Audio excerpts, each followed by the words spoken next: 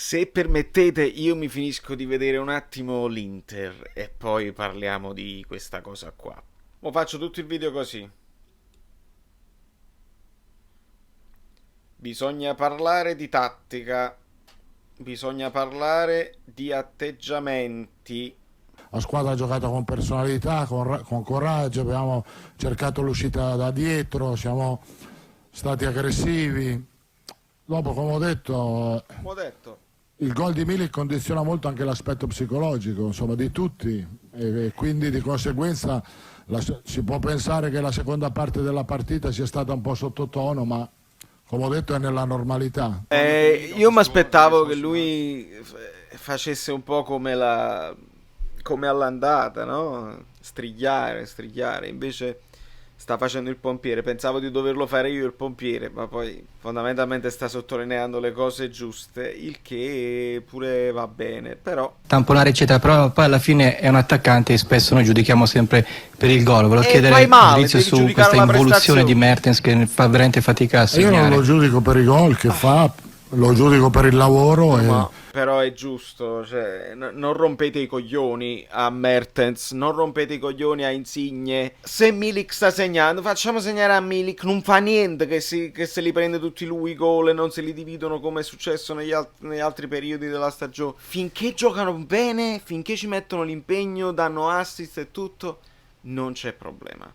Il gol poi arriverà e non ci fossilizziamo sulle cose sbagliate e creiamo dei casi quando non ci sono. Vai a portare palla come ci è successo, vai a creare Questa qua ancora la posto poi dopo in post più produzione. disordine, perché poi è stato così. E Vabbè, shut up. Vabbè, in conclusione dobbiamo usare questi occhiali qua, perché il Napoli non ha giocato bene come vorrei. Però ci sono attenuanti e vanno analizzate, ma per fatto semplice, proprio perché la famosa storia che buttiamo a mare bambino, panni, castagne, eccetera, eccetera, gli avvoltoi, come diceva Edoardo. L'emergenza infortuni, l'emergenza in difesa per le squalifiche, non puoi non considerarla. Ma non tanto per il valore che la diversità di valore tecnico tra Luperto, Koulibaly, Kirikes, Maximovic è quello che poi scatta nella testa degli altri, perché se tu sai che dietro c'hai Koulibaly, giochi con una tranquillità che seppure una palla scappa indietro, Koulibaly ci metterà una pezza. E questa cosa è quello che poi fa la differenza ad avere i giocatori leader in campo che permettono a tutti gli altri di fare uno step superiore rispetto alle loro possibilità. Quindi un po' questo secondo me è successo, al di là di problemi fisici veri e propri, insomma, Insigne si ferma e non viene rischiato, Fabian Ruiz ha avuto un infortunio ieri, leggero però, comunque non era al meglio. Kirikes si fa male di nuovo e non hai cambi, devi adattare Yusai centrale, Gulam ancora non esiste. Insomma, sono molte le attenuanti che spiegano il 3-1. Si lascia preferire quella che riguarda la psicologia. Nel momento in cui tu segni un gol, ti senti qualificato e quello di buono che hai fatto vedere nel primo tempo non riesci a continuare a farlo nel secondo. In qualche modo perdi terreno mano a mano e quindi permetti a loro di fare la prestazione arrembante. E hanno fatto più tiri loro che la Juventus con l'Atletico Madrid, se tu ci pensi, perché io non sono completamente scontento della prestazione del Napoli, perché il Napoli non ha fatto l'Atletico Madrid, non ha cominciato con tutta la squadra dietro la linea del centrocampo a prendere paccheri, perché se fai così ne puoi prendere anche 5, ne puoi prendere anche 7, come ha dimostrato lo Schalke con il Manchester City. Il Napoli ha giocato tranquillamente e anche nel secondo tempo c'era un pressing pure alto, la difesa ha cercato di rimanere alta fino a che ha potuto e ho visto Milik, Mertens pressare pure il portiere, Callejon fare insomma non c'è stata la rinuncia al pressing, al giocare alto e alla proposizione di gioco finale.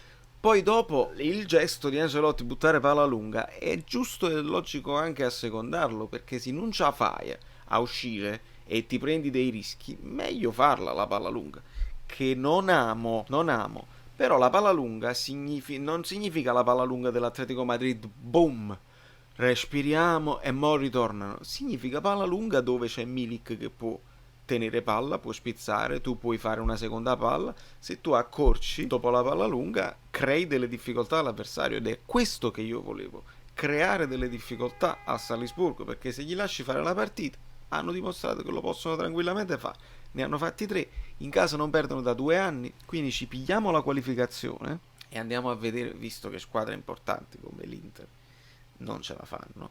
A proposito, per chiudere, il fuori onda di Bergomi è importante, sentite bene. Che cosa dimostra? Dimostra una frustrazione, dimostra uno che in TV può dire quello che vuole. La partita, se ci provano, non ci provano, è comunque una buona partita. E poi alla fine, se sei tifoso di una squadra, sei frustrato perché sai che potresti fare di più. Quindi il Napoli, prima di lamentarsi, i napoletani, prima di lamentarsi, facciamo schifo, non siamo buoni proprio, eccetera, eccetera, diamoci uno sguardo intorno, vediamo situazione per situazione e cerchiamo di mantenere un equilibrio. È un'annata così, io l'ho detto dall'inizio, Ancelotti ha detto non è di transizione, ma io l'ho detto dall'inizio, è un'annata complicata perché bisogna capire, si passa da un sistema di gioco all'altro, alcuni giocatori non sanno la fine che vogliono fare, questo è il problema. Quindi per me stiamo facendo oltre le aspettative di un primo anno, di un allenatore che è l'unico che poteva prendere una patata così bollente in mano. Da New York, Valerio Fluido è tutto. Fate i bravi, fatemi sapere se vi piace questo sistema qua, questo bacello che sto facendo. Non credo che sempre avrò il tempo di farlo, ma il concept voglio essere diverso, se no di youtuber ce ne stanno a miliardi. Quando ne volete voi fanno sempre le solite cose. Io voglio fare il concept, cioè sentire un giornalista che dice una stronzata e gli rispondo, e un altro che fa un'intervista del cazzo e gli rispondo. E così è l'unica cosa che mi dà soddisfazione a me. Poi sotto voi fate il cazzo che volete voi, le polemiche. Io rispondo quasi a tutti quando ho tempo, anche quelli che negano l'evidenza, anche quelli che dicono cose. Per esempio, hai visto? Nemmeno l'Atletico ha protestato. Non è una giustificazione. Non protestare vuol dire non è fallo. È fallo. E sono avviliti, non protestano perché hanno fatto una figura e merda. E protestare a volte tu dici ma che protesta a fare? O sacci che è colpa mia. Quindi certi commenti io poi rispondo pure. Altri invece li lascio stare, tipo è colpa tua se il Napoli non vince perché la mentalità che le so cagate. Non vi cago proprio. È tutto. Ciao.